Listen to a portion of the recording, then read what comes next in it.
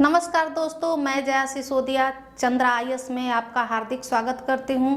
दोस्तों, आप जो है कि बने रहिए। वीडियो पसंद आए तो इसको लाइक करिए, शेयर करिए, सब्सक्राइब करिए और ज़्यादा से ज़्यादा लोगों को जोड़िए। और आइए, आज जो मैं आपको टॉपिक पढ़ाने जा रही हूं वह टॉपिक है आर्य समाज। आर्य समाज। अब सबसे पहले दोस्तों मैं आप लोगों को ये बता देना चाहती हूँ कि आर्य जब भारत में आए थे तो वह जो है कि आर्य वैदिक संस्कृति के निर्माता माने जाते हैं। आर्य वैदिक संस्कृति के निर्माता माने जाते हैं। और मैं बता दूं कि आर्य जो है कि कोई जाति सूचक शब्द नहीं है, बल्कि आर्य का अर्थ होता है श्रेष्ठ। आर्य का अर्थ होता है श्रेष्ठ। तो राजा राम मोहन राय जो है कि भारतीय संस्कृति के राजा राम मोहन राय नहीं, दयानंद सरस्वती भारतीय संस्कृति के सबसे बड़े जो है कि समर्थक थे। और इन्होंने जो है कि सामाजिक धार्मिक सुधार आंदोलन में अपने महत्वपूर्ण भूमिकाओं को निर्वहन किए। तो आइए इनकी भूमिकाओं के बारे में हम देखें और जानें और समझें। दोस्तों, तो ये है आर्य समाज।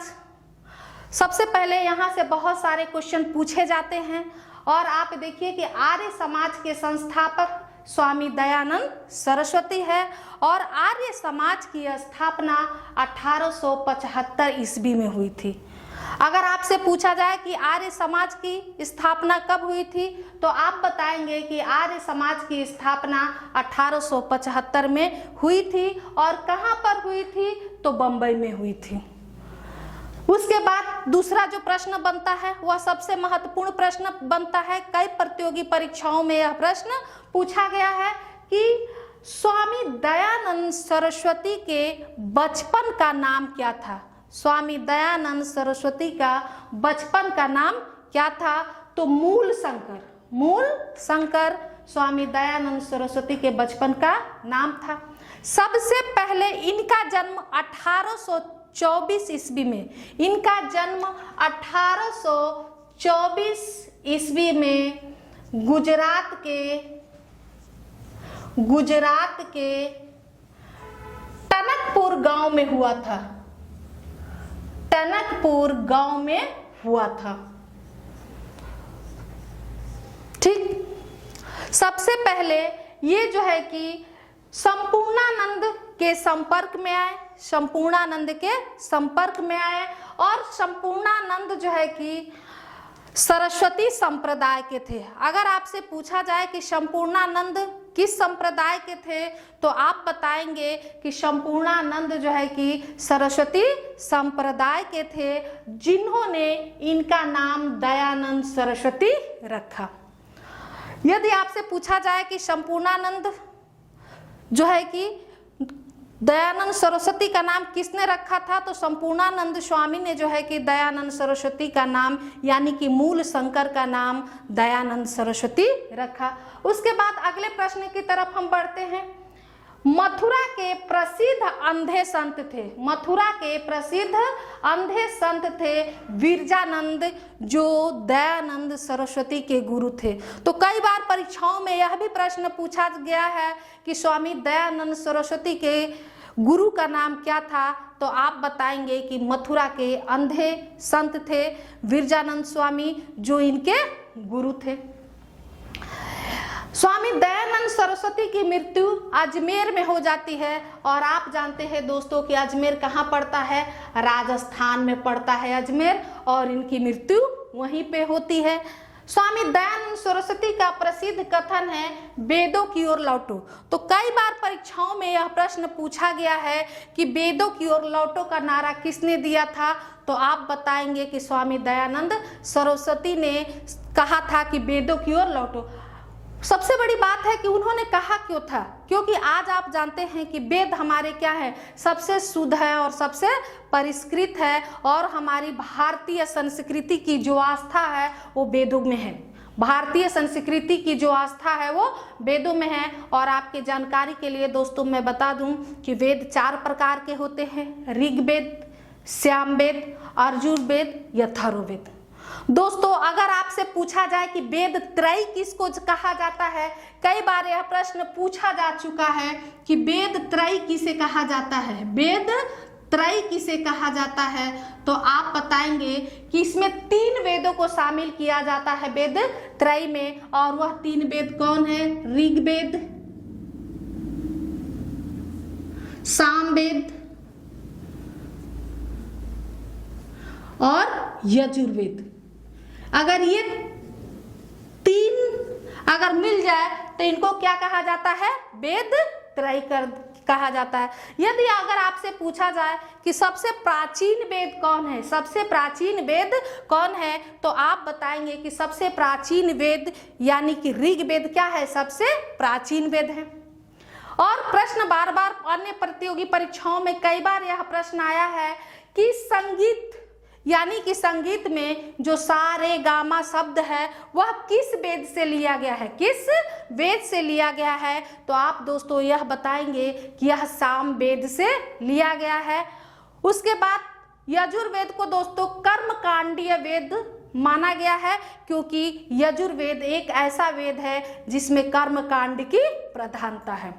और जो है कि दोस्तों एक लास्ट में जो अंतिम वेद है वो अथर्ववेद है, तो अथर्ववेद को सबसे बड़ा जो है कि वेद माना गया है। अथर्ववेद को ही दोस्तों कई बार पूछा गया है प्रश्नों में कि ब्रह्म वेद किसे माना जाता है, तो आप बताएंगे कि अथर्ववेद को क्या है? ब्रह्म वेद माना जाता है। तो आप देखिए वेद क्या है? भारतीय संस्कृति और परंपराएं जो भी आज देख रहे हैं उन सब का जन्म जो है कि वेदों में हुआ था। और आप जानते हैं कि वेदों के रचयिता कौन माने जाते हैं? आर्य माने जाते हैं वेदों के रचयिता। और वेद ही क्या है? वेद जो है कि हम मनुष्य को मानव प्रकृति के समक्ष लाकर खड़ा करता है, वो क्या है? वेद है। ठीक दोस्तों, अब देखिए वेदों को आसानी से समझने के लिए, वेदों को आसानी से समझने के लिए ब्राह्मणों की रचना की गई है, ब्राह्मणों की रचना की गई है। अगर आप यदि मुझसे पूछे कि ब्राह्मण क्या है, तो वेद के गद्य भाग को आसानी से समझने के लिए ब्राह्मणों की रचना की गई है। उसके बाद आप देखिएगा उपनिषद है और आरण्यक है, ये भी क्या है? हमारी जो है कि वेदों के ही पाठ है। इसके बाद दोस्तों इसीलिए इन्होंने कहा कि वेदों की ओर लौटो, क्योंकि मानव की जो प्राकृतिक संबंध है, मानव और प्रकृति के संबंध जो है कि वेदों में सब ज्यादा दर्शाए गए हैं। और वेद ही हमारा क्या है? शुद्ध है। हमारे नैतिक आचरण जो भी है सब क्या है? वेद में सबसे ज्यादा शुद्धता से वर्णन किया गया है। अगर वेद के तरफ से हम जो है कि वेदों की तरफ जाएंगे तो आधुनिक कई समस्याएं अपने आप क्या हो जाएंगी? खत्म हो जाएंगी। इसीलिए स्वामी दयानंद सरस्वती वेदों के सबसे बड़े समर्थक थे।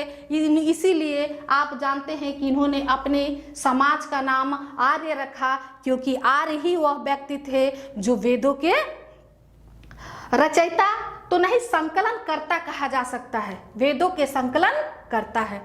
ठीक, इसके बाद देखिए स्वामी दयानंद सरस्वती का ये मानना है कि बुरा से बुरा देसी राज्य विदेशी राज्य से अच्छा होता है। उन्होंने ऐसा क्यों माना?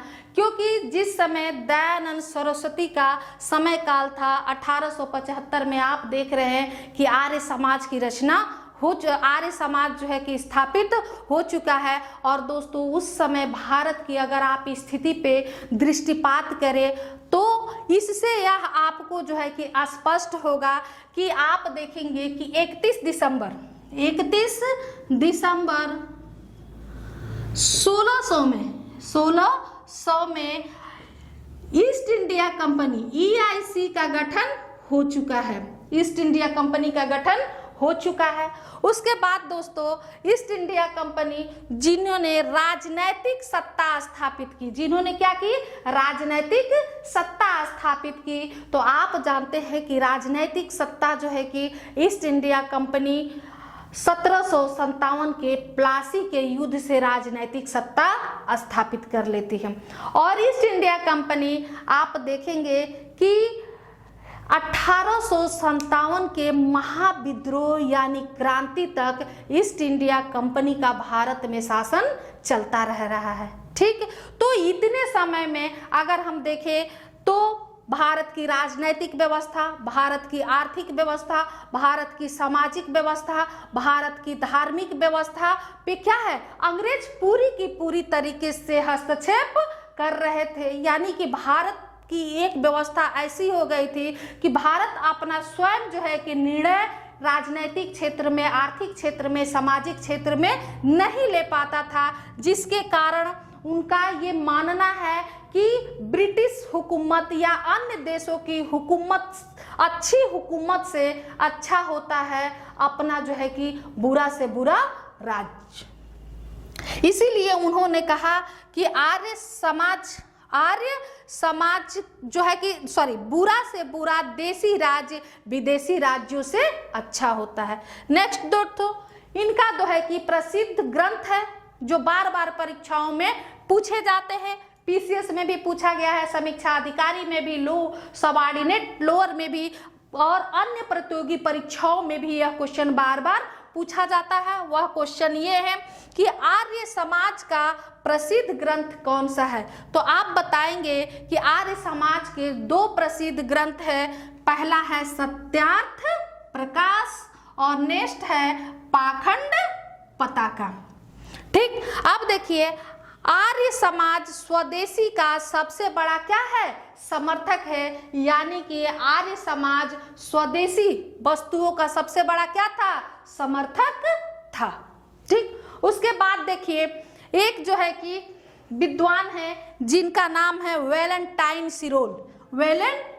सिरोल और जिनकी पुस्तक है इंडिया अनरेस्ट की किसकी पुस्तक है, वेलेंटाइन सिरोल की है। और इन्होंने आर्य समाज को अशांति का जनक कहा है। आर्य समाज को क्या कहा है, अशांति का जनक कहा है।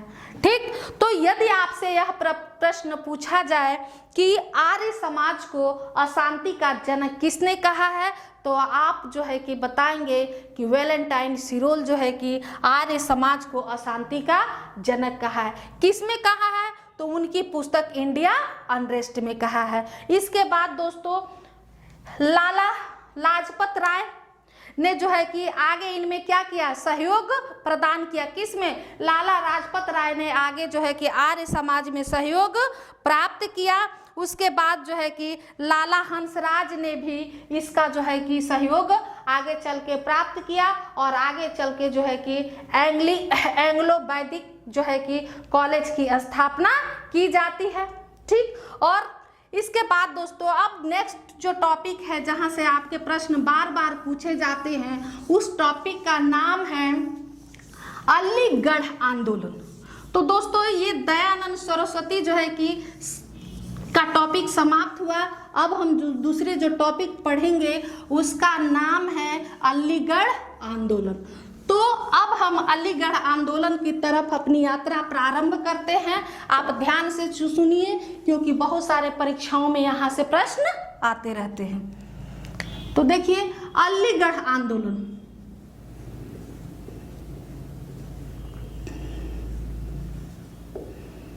अलीगढ़ आंदोलन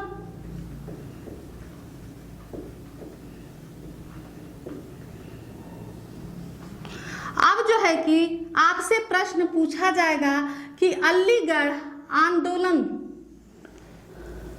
को संचालित किसने किया, तो आप बताएंगे कि अलीगढ़ आंदोलन को जो है कि सर सैयद अहमद खां द्वारा चलाया गया। सर सैयद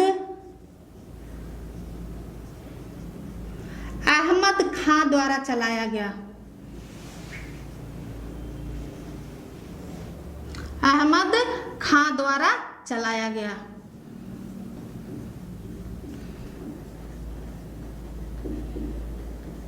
चलाया गया। ठीक, दूसरा जो यहाँ का महत्वपूर्ण प्रश्न है कि इस आंदोलन का मुख्य उद्देश्य क्या है। इस आंदोलन का मुख्य उद्देश्य क्या है?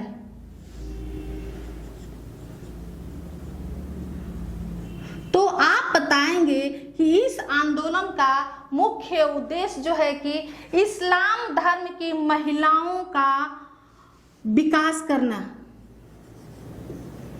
इस्लाम धर्म की महिलाओं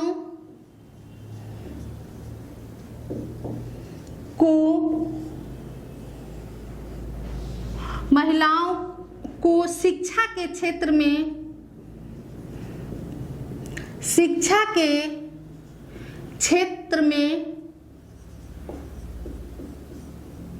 विकास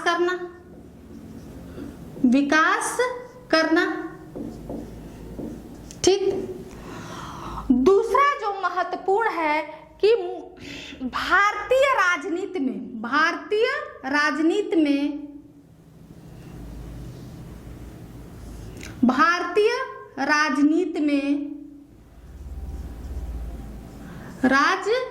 में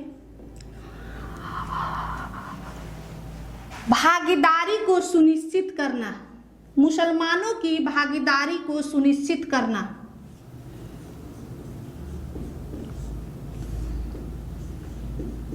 मानव की भागीदारी को सुनिश्चित करना।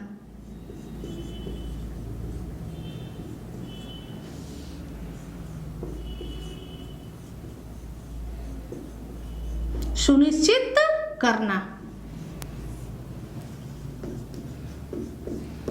ठीक। इसके बाद दोस्तों इन्होंने जो है कि इन्होंने पीरी मुरादी जैसी प्रथाओं को समाप्त किया। पीरी मुरादी जैसी प्रथा को समाप्त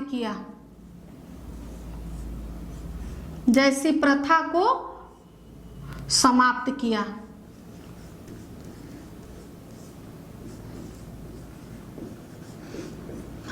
ठीक। अगर आपसे यह पूछा जाए कि अलीगढ़ आंदोलन किसने चलाया, तो सर सैयद अहमद खान ने जो है कि अलीगढ़ आंदोलन को चलाया। इनका मुख्य उद्देश्य क्या था? इस्लाम धर्म की महिलाओं को शिक्षा के क्षेत्र में विकास करना। दूसरा उद्देश्य क्या था? भारतीय राजनीति में मुसलमानों की भागीदारी को सुनिश्चित करना। तथा एक परंपरा थी पीरी मुरादी जैसी प्रथा जो इस्लाम धर्म में क्या थी? प्रचलित थी। इस प्रथा को इन्होंने क्या किया? समाप्त किया। उसके बाद देखिए दोस्तों, इसमें सहयोग किसने दिया था? तो इसमें सहयोग जो है कि दिया था शिबली नुमानी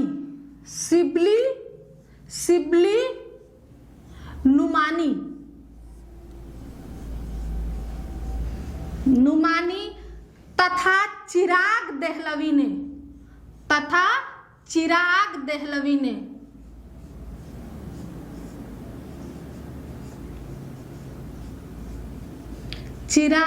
देहलवी ने। ठीक। अलीगढ़ आंदोलन में सहयोग शिबली नुमानी तथा चिराग देहलवी ने दिया था। इसके बाद दोस्तों अब जो सबसे महत्वपूर्ण कई बार परीक्षाओं में पूछा गया है वह प्रश्न यह पूछा गया है कि इनकी पत्रिका यानी कि सर सैयद अहमद खां की सबसे प्रसिद्ध पत्रिका कौन थी? तो उस पत्रिका का नाम है तहजीब उल अखलाक। तहजीब उल अखलाक।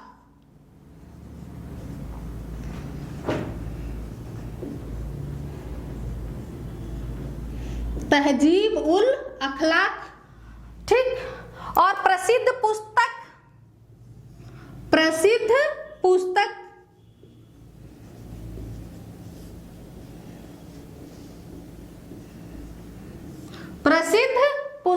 जाम ए जाम।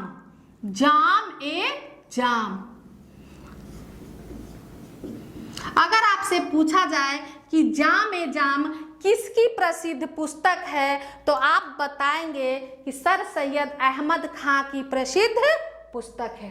इसके बाद इनका स्टेटमेंट, इनका प्रसिद्ध कथन जो भारत के बारे में था, जो भारत के बारे में था, वह यह था, प्रसिद्ध कथन था कि भारत एक सुंदर वधू के समान है। भारत एक सुंदर वधू के समान है, वधू के समान है, समान है। हिंदू और मुस्लिम, हिंदू और मुस्लिम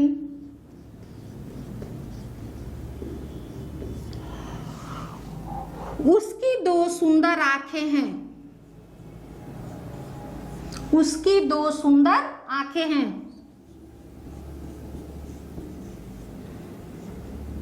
दो सुंदर आंखें हैं। यह प्रश्न कई बार पूछा गया है कि किसने कहा था कि भारत एक सुंदर वधू के समान है, हिंदू और मुस्लिम उसकी दो सुंदर आंखें हैं। तो आप दोस्तों बताएंगे सर अहमद सैयद खां का जो है कि यह प्रसिद्ध स्टेटमेंट है। उसके बाद दोस्तों इन्होंने क्या किया कि 1875 में मोहम्मडन एंग्लो ओरिएंटल कॉलेज की स्थापना की। मोहम्मडन एंग्लो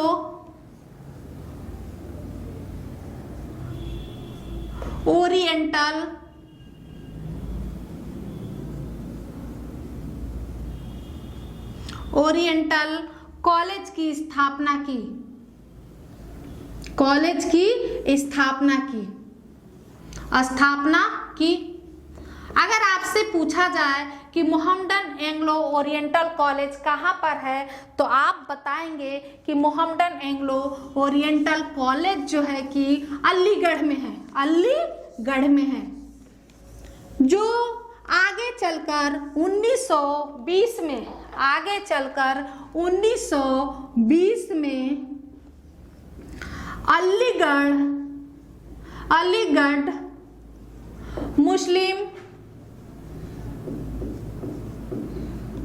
मुस्लिम विश्वविद्यालय के नाम से प्रसिद्ध हुआ। विश्वविद्यालय के नाम से प्रसिद्ध हुआ।